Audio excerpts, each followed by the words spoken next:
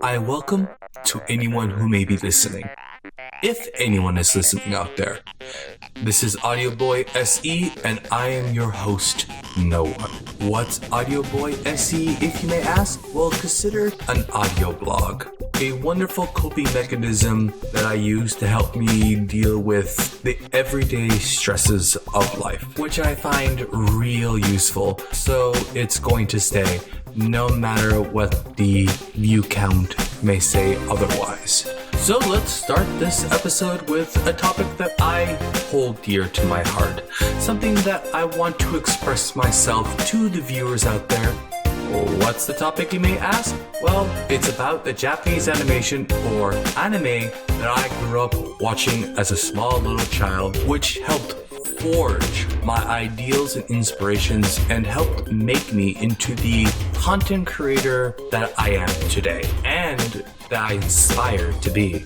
Going to stop stalling and talk about the anime that I watched in my influential years. For this to work, I'm going to have to paint a very small picture so everyone can see where I'm coming from. When I watched my first anime, I believe I was 7 years old. Before then, cartoons were, well, cartoons. The basic G.I. Joe, Teenage Mutant Ninja Turtles, He-Man, She-Ra, Teddy Ruxpin, Mario Brothers, Alvin and the Chipmunks, and this is way before all that crappy live-action movie crap. Back to the point. The Muppet Babies, Transformers. I was also another huge fan of Popeye. Oh man, there was a lot of interesting cartoons back then, but they were all just cartoons. They talked to you like a child and they communicated to you like a child. The only movies I think when I was a child that talked to me in an interesting way was the Don Bluth films. You know, American Tail, All Dogs Go to Heaven, and Line Before Time. Those are the ones that treated me like an adult. But again, still cartoons. That's just one stroke of this picture. The other stroke will be, which completes the whole thing, is 2 years after my mother and my father divorced. I was less than 2 years old at the time. She started dating my stepfather. He also came from a divorced family with 2 sons, Ariel and Arlo. So eventually the 2 families had to join, and yeah, it's not the Brady Bunch or Step by Step at all. There was a lot of problems, but that's going far from the point. The point is we had to hang out with each other, and there was a huge age differences with our families. Ariel was an older, different informative years, and he wanted to, act cool or be cool. So we would watch whatever we watched. It was shortly after the release of, well, I hope you guessed it, Akira. Yes, Akira was one of the first animes I've ever watched as a child, around 7 years old. And there was no psychological brain damage. None that I can think of. So back to the story. Well, back in the old days, before streaming, we had to go into video rental stores. And the video rental stores were a little bit more loose with the content that children could watch. Because, hey, a buck was a buck. Also, cartoons are cartoons. All children should be able to watch cartoons. Even though back in the old days, you had Fritz the Cat and all these other weird cartoons. But still, cartoons are cartoons. Ariel knew this and wanted to watch something with lots of violence, blood, and action, which leads us to Akira. So we rented the tape and watched it. And like I said, my psyche was not destroyed. I think. Back to the point. No matter how much crap Akira does get because the story isn't as good as people think it is, because, of the condensing of the manga into a short movie, and it was too highbrow, I guess, in certain areas. Still, it was a beautiful watching experience with the color scheme, the movement, the layout, and all the love and care. There is a reason why this film is one of the most influential films of my generation. It really helped shape certain animations the way it is today. I remember going to con after con after con, and the question they usually ask these content creators in these anime conventions is, what's your most influential anime? And 90% of the time, Akira will be mentioned. And strange enough that I guess I'm one of those people. However, it wasn't the one that I guess that latched me the most because, yeah, it had blood, violence, and gore and all that stuff.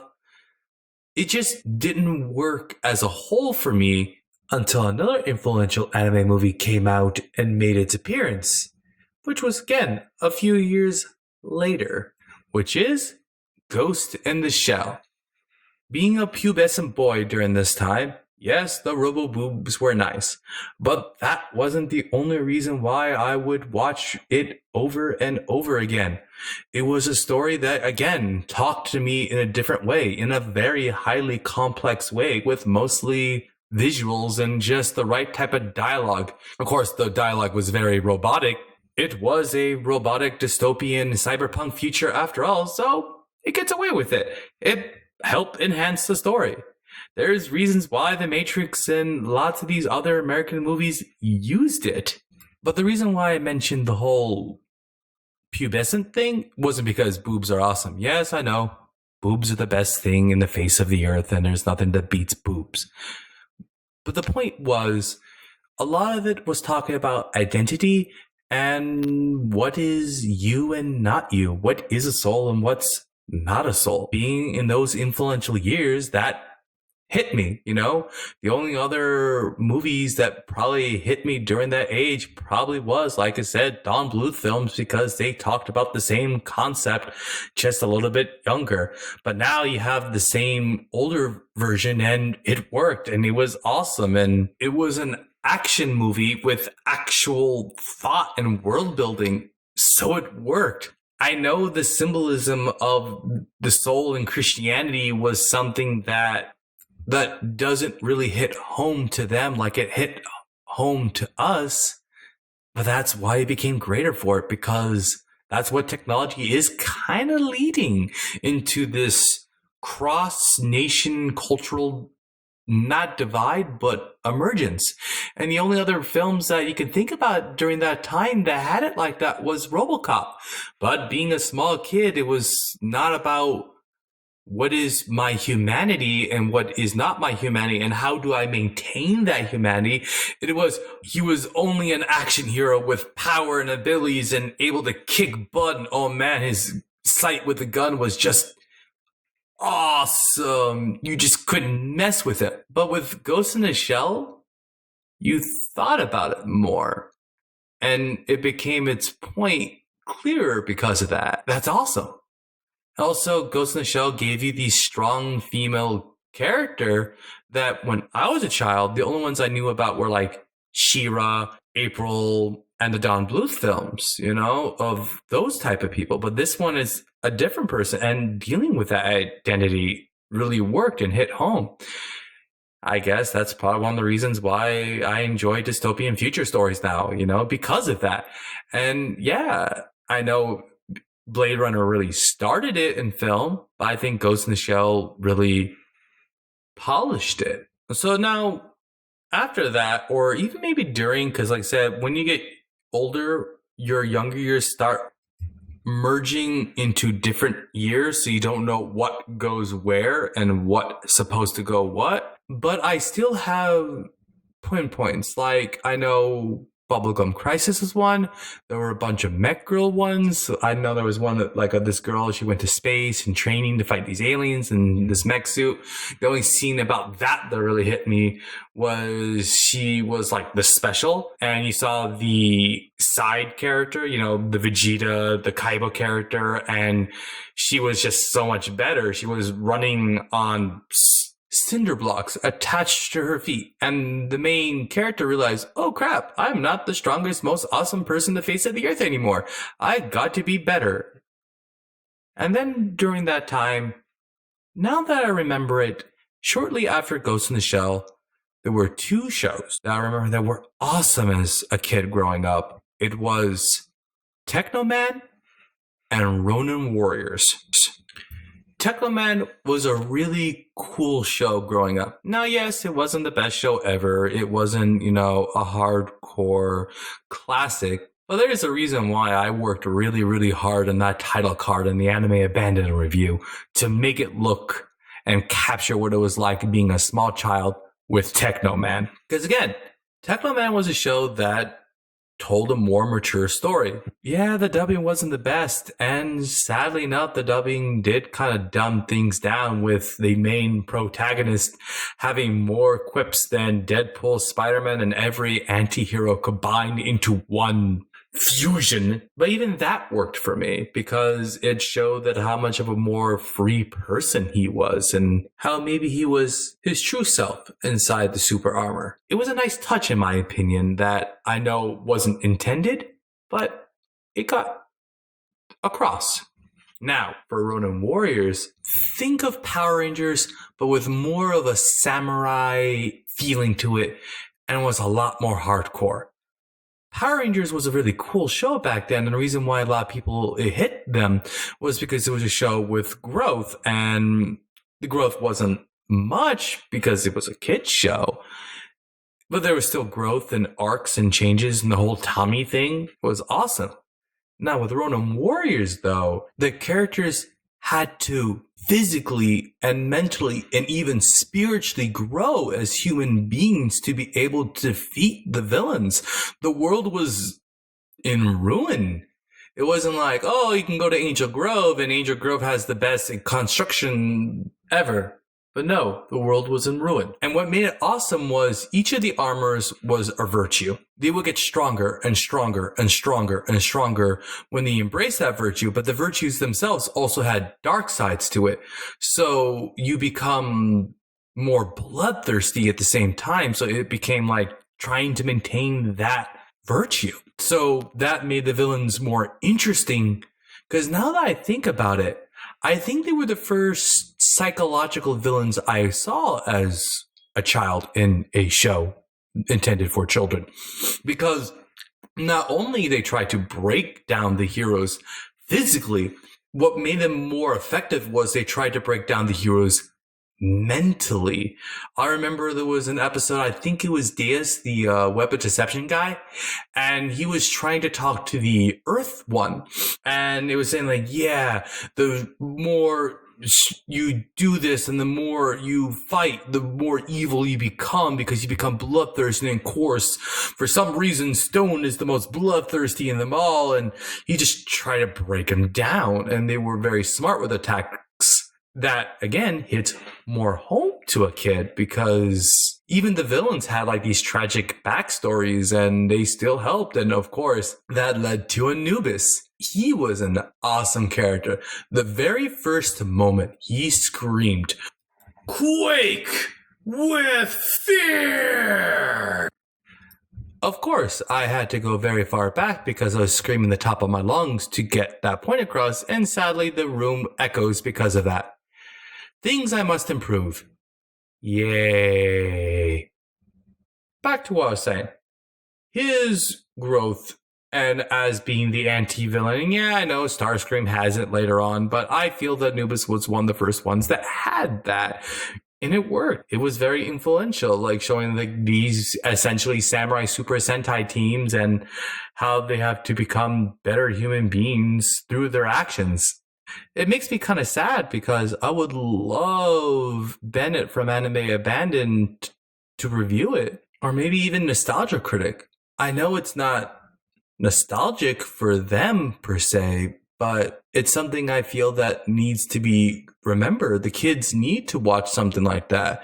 Like, I feel great that, yes, we had Steven Universe and Gravity Falls and all these other shows that, are more mature. But we are forgetting, the older shows that did it. I know, like Ghost in the Shell and Akira will not be forgotten of how great they are. And another influence of an American animation was Batman the Animated Series, and that will definitely not be forgotten. But shows like Ronin Warriors, I feel should not be forgotten because it's still paved that way into it and it needs to be communicated. Sadly, maybe it may have to be me to do it, but I just don't feel I can, or at least not now. Whatever. Oh man, I love Stalin. The other series I guess we can talk about, because there's only two more I'm going to talk about for this episode, and I'm sorry, it's going to be a multi-part series, because since the anime con is coming, I feel it isn't a very appropriate time to do this, and yeah. The other series I guess we could talk about is Dragon Ball. Now that I think about it, I'm going to save to Dragon Ball till later. Because, yeah, Dragon Ball I watched as a small child, and I love Dragon Ball as a wonderful adventure story. I'm not talking about Z. Yes, Z is still awesome. But I feel when I do talk about Z, I want to talk about Dragon Ball. Because, personally, I like Dragon Ball more. It's one of the few things why I think Super is doing well is because it's mixing Z and Dragon Ball really well together. But that's for another day. The final show that really influenced me as a child during, this period was Sailor Moon.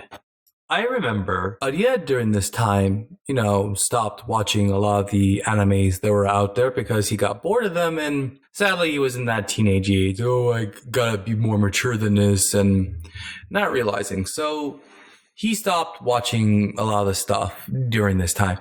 And I have my stepbrother Arlo, but he really made fun of what I really watched. And a lot of people did, especially for a younger boy watching magical girls in fighting evil. I even made fun of it for the very first time I watched it. And this is, I guess, where we can get to that. The reason why Sailor Moon was extremely important to me was the second time I watched it. The first time I watched it, it was really, really early in the morning, the sun wasn't even up. It was before school. And I was watching the first episode of Sailor Moon R.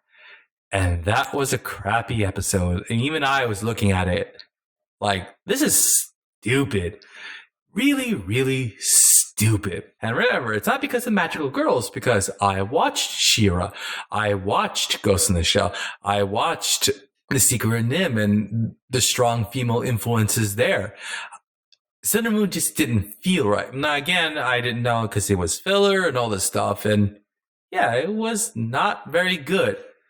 But then later on, I said, trying to get ready for school. Let me turn on the TV because I still have to wait for my parents to get up. And I watched a very interesting episode. Okay. This is going to be a little hard just because I have a lot with this. So bear with me. It was the Nephlite episode. You had each villains, Jedi, Zoisite, Corsite, and Nephlite.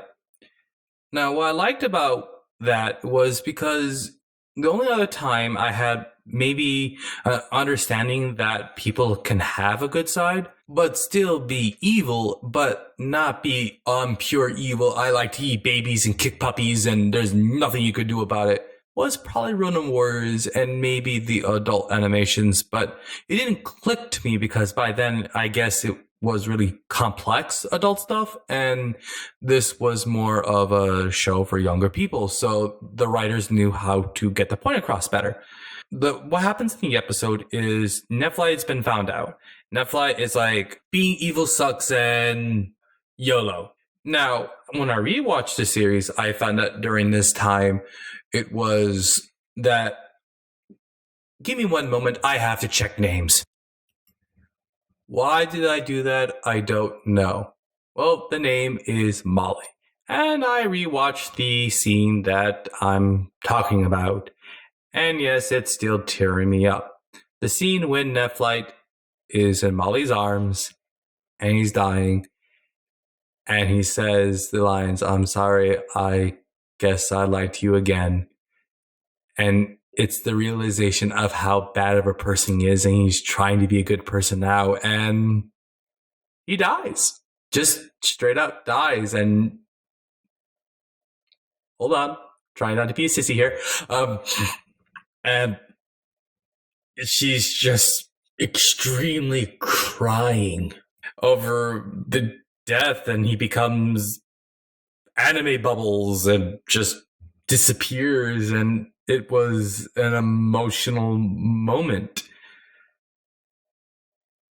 And it really hit me. I guess because there are times that I feel like a monster or I feel like an evil person, and eventually in other audio boys, I'm going to talk about those moments, but that's not today. So let's get back to Sailor Moon and Nephites' death. It really bothers me when Doug Walker from Nostalgia Critic reviewed the show and said it was very formulaic and that's why people watched it.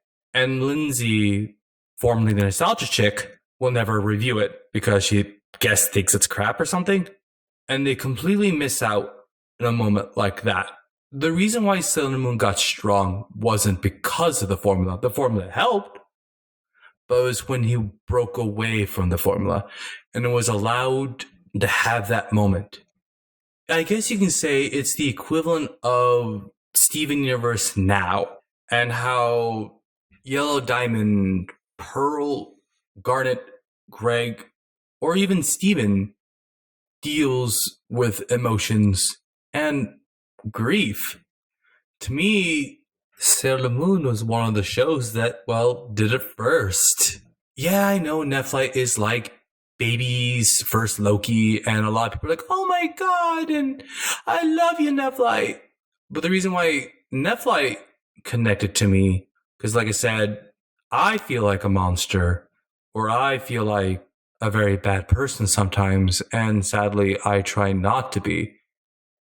And that led him to his death, sadly, by the very organization that he tried to uphold. Other monsters, literal monsters that really didn't care. And I guess it showed how complex people were. And try not to be a sissy. And maybe there's hope. I know, sadly, that these type of characters grew into the Vegetas, the Sasuke's, and it became a trope. But with Sailor Moon, it was a villain. And he died a hero. And it just...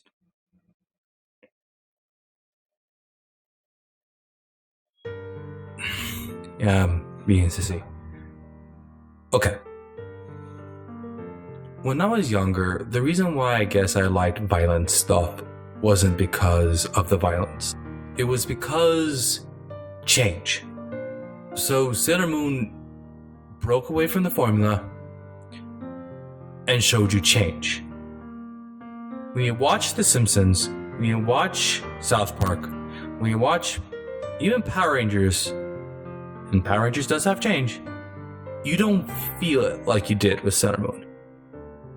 Because you have to keep that formula. And things have to be the same. You know, even Futurama made fun of it a bunch of times. Funny as heck. But with Sailor Moon, in a whole moment like that, there was change. And Molly has to deal with losing that person. And it wasn't a very cliched happy ever after fairy tale ending. It was something. And throughout the whole show, after I watched it, because like, okay, I'm hooked now. Okay, I'm hooked. Let's go with this. You see Molly dealing with it. And even though I like shorter stories, because with shorter stories you could do more, Sailor Moon works because it's a longer story. I will watch Sailor Moon Crystal again one day, but I feel it was too condensed. And when you watch longer episodes and things go on, it works. And that's one of the things that made Sailor Moon work. A show about silly magical girls that's a crybaby, and she is not the perfect hero. But like I said, it was a show about that, and it dealt with stuff. It dealt with loss and how this really evil, horrible, miserable person was saved. And in most stories, he would become a magical fairy or a magical prince or become a sexy person, and they live happily ever after and they're run off into the sunset. But with Sailor Moon, that wasn't the case. It was more realistic.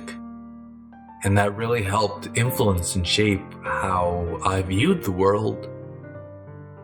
And like I said, I see myself as a monster sometimes, and seeing that those type of people still have a chance, still have hope, even if just towards the end, comfort me.